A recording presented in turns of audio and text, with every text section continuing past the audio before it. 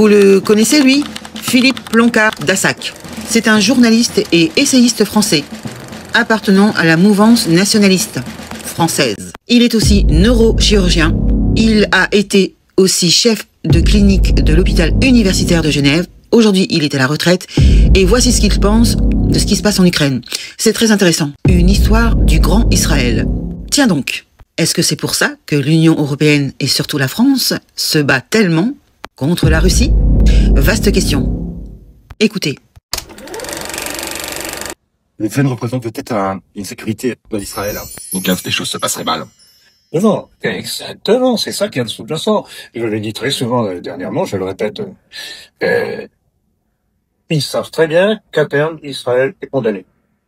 Alors, ça mettra plus ou moins de temps en fonction de l'aide des Américains et de la communauté internationale, mais sur le terrain, Israël est acculé. Alors depuis des mois, Emmanuel Macron envoie illégalement nos soldats en Ukraine dans le total irrespect de notre constitution et sans consulter les citoyens.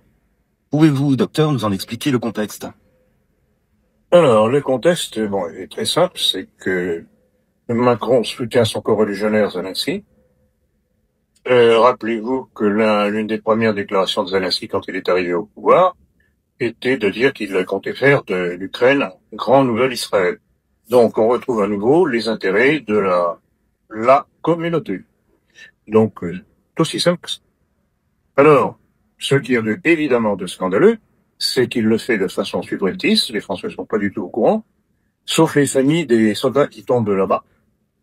Et ce qu'il y a de scandaleux, ce que j'ai appris dernièrement, c'est que l'état-major menace les familles auxquelles on rend les cadavres, leur disant de ne pas en parler, sous peine de leur couper les pensions de veuve, etc.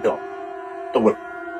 Donc c'est absolument scandaleux, c'est encore à nouveau la collusion entre l'état-major et le pouvoir, qui est au détriment des intérêts des Français, de la défense des Français. Qu'est-ce qu'on a à faire là-bas? Envoyer des soldats pour soutenir un pouvoir juif. Absolument aucune raison, sauf les intérêts partagés de Macron avec son coreligionnaire Zelensky. C'est aussi simple que ça, et aussi dramatique que cela, et aussi sanglant que cela, pour beaucoup de nos soldats.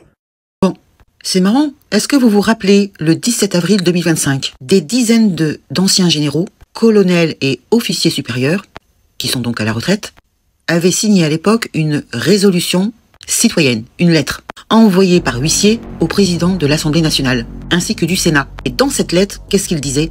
Eh bien, ils alertaient sur la violation de la Constitution, plutôt un possible contournement du Parlement dans la politique militaire française vis-à-vis de l'Ukraine. Et selon ces officiers, l'article 35 de la Constitution